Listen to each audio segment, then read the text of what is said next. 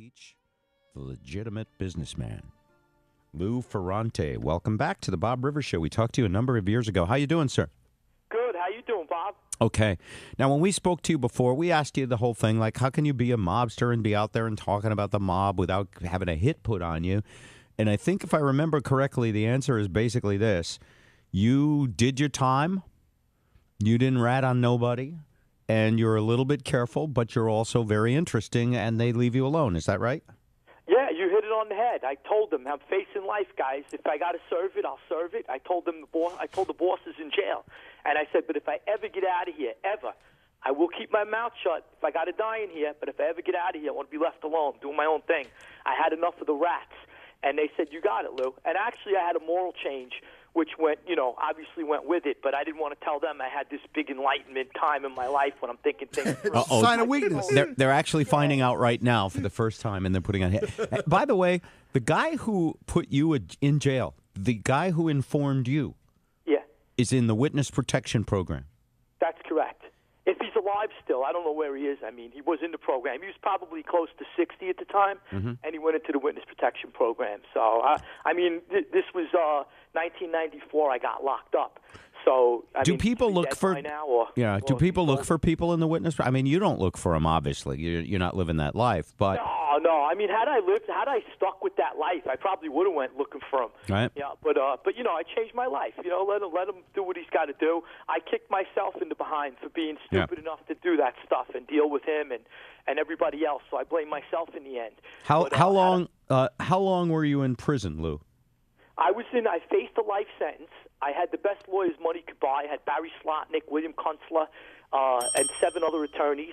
I blew hundreds of thousands of dollars on lawyers, and at the end of the day, I copped out to a plea of 13 years. What happened was they weren't giving me and my co-defendants anything less than 25 years on a plea agreement. Otherwise, we faced trial, which we would face life. And at the last minute, they came down and they said, well, Lou's the gang, the crew leader of the crew. I ran my own crew within the Gambino crime family. We were hijackers. Right. And you were hijackers. You would intercept shipments and deal in stolen goods. Yeah. You name it. Yeah. I mean, if you came to me, I wouldn't turn it down. If you told me there's a vault with $500,000 in it, right. It could be a stationary place too. We did all By that. the way, I have to ask. I know this has been asked of you a zillion times, but not by me.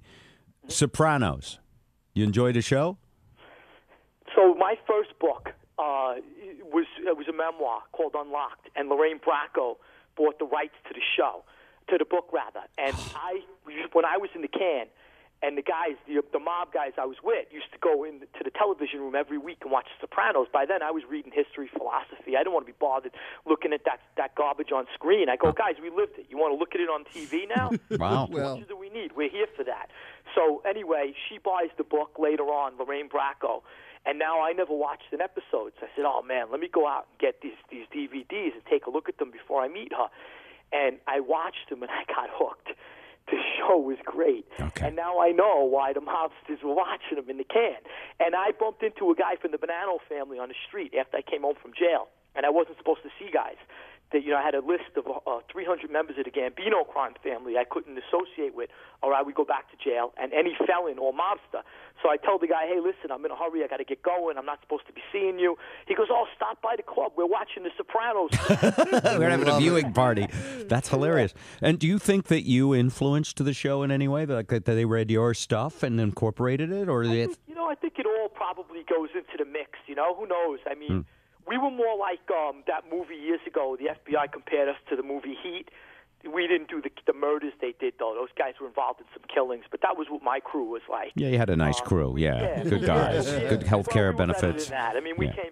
I wrote a story in my book where we were staked out waiting for a truck, $1 million load, and some old man's crossing the street. There's 4 of us with automatic weapons waiting for this load to come out. We're going to hijack it and take the truck, and it's going to a fence in my family. A fence is the guy who buys the loads, and old man's crossing the street.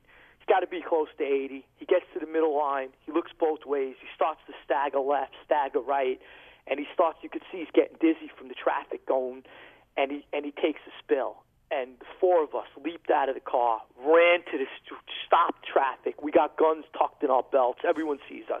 And we pull the old man to the side of the road, get him up on his feet, get him walking again. And I said, guys, There's 5,000 witnesses. We all got guns on us. Let's get the hell out of here. You couldn't do your job. We hopped in the car and left. Yeah, but let me tell you something. That's the kind of guys we were. We were good mobsters. Yeah. We were. We didn't. I mean, you're gonna have listeners that are gonna go, "You weren't good. You were doing a stick up." We weren't good. We were bad guys. But you know what? We came from good homes.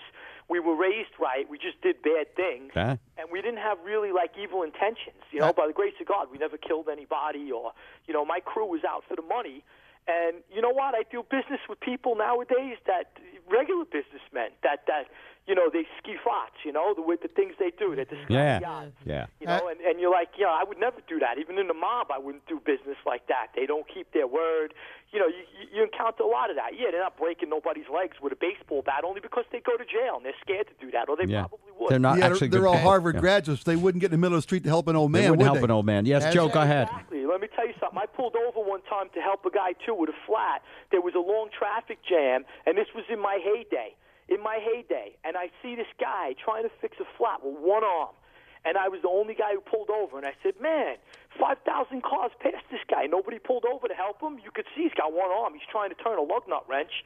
But anyway, you never know. You never know. People are different. As truck hijackers, Lou, I know you're going for cash. Obviously, if you can get it, you're going for jewelry. You're going for valuable stuff. Did you ever hijack the wrong truck and you open it up and it's like a load of butter or something? I had that. So yeah, I wrote about it in my. I kept all the stuff I wrote about in my first book was stuff I was charged with, and we were charged with a hijacking. We got a tip on a truckload of Victoria's Secrets. So I'm like, wow. So I go to my fence. I said, Victoria's Secrets, a load of it. He goes, oh, man, them things expensive. I buy them for my gumata. He said, forget about it. So we go and we hijack the truck. We grabbed the truck, and it ended up being 250,000. Those, them big cone cup braziers? My grandmother Josie used to wear them on the porch. Sure she did. She used to drink iced coffee and wear this big brazier. I used to go, Nana, please, go inside. You're embarrassing me. She goes, oh, it's like a bikini top. Don't bother me. But anyway, that's what I got. I got 250,000 of those going to Kmart. They weren't worth $1 a piece. And I couldn't even sell them because who sells them? I mean, I got to go to Kmart and say, you guys want braziers? So my fence goes, I can't do nothing with those. So you never know. Where'd you end up doing with them? We ended up going to a guy who knew another guy who owned dollar stores. That's where they ended up. I'll take them and put them in my dollar stores. And then I think they lost part of the load, too, in the end. Yeah. Lou Ferrante. Lou, Inside the Gangster's Code on TV. It's in 200 countries. It's on the Discovery Channel tonight at 8. What is Inside the Gangster's Code going to show me? So your listeners, I promise you, have never seen a show like this on television, ever. This show is off the charts. I go in, not like a journalist, I go in like one of these guys. I hang out with them inside the prisons, and I live in maximum security prisons with guys. I go meet the top bosses on the street in private, and I could talk to them like nobody else has ever talked to them. And we get to the nitty-gritty of things, what makes them tick, what the gang does for a living, who they killed, who they might kill next. You name it, we do it. The show aired. We got over 100 million viewers worldwide. I was nominated for the highest documentary award in England. I beat out, actually, I edged out David Attenborough and made the Final Four.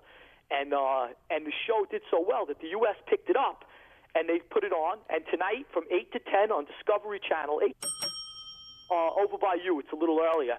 But check your listings, DVR it, watch it, Facebook it, Twitter it.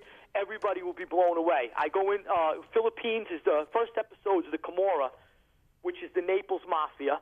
The second episode is the Philippines. I lock into a prison with 20,000 murderers, and it's a world of its own. They found a dead body, skeleton bones, in the prison, and they thought the guy escaped like 7 or 8 years ago, and he'd been dead and buried in the prison all that time.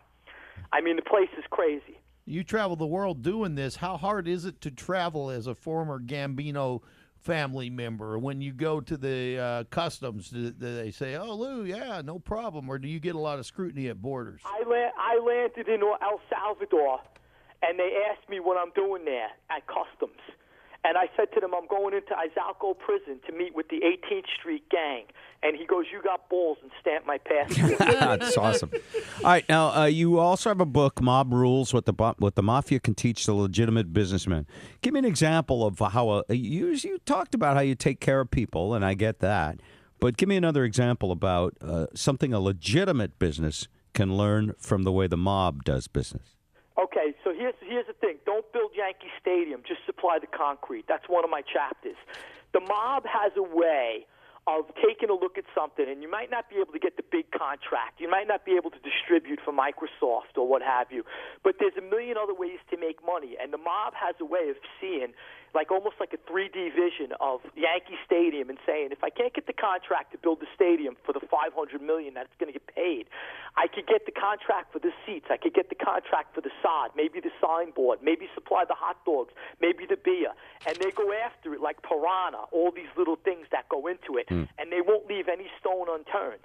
And that's how the mob works. And any small business, medium-sized business, even big business should constantly be looking for new avenues of revenue in case we live in an age where things happen today, new technology comes out tomorrow, the other one's done, obsolete. I got it, Lou. I got it. I got 250,000 bullet bras with an N on one cup and a Y on the other.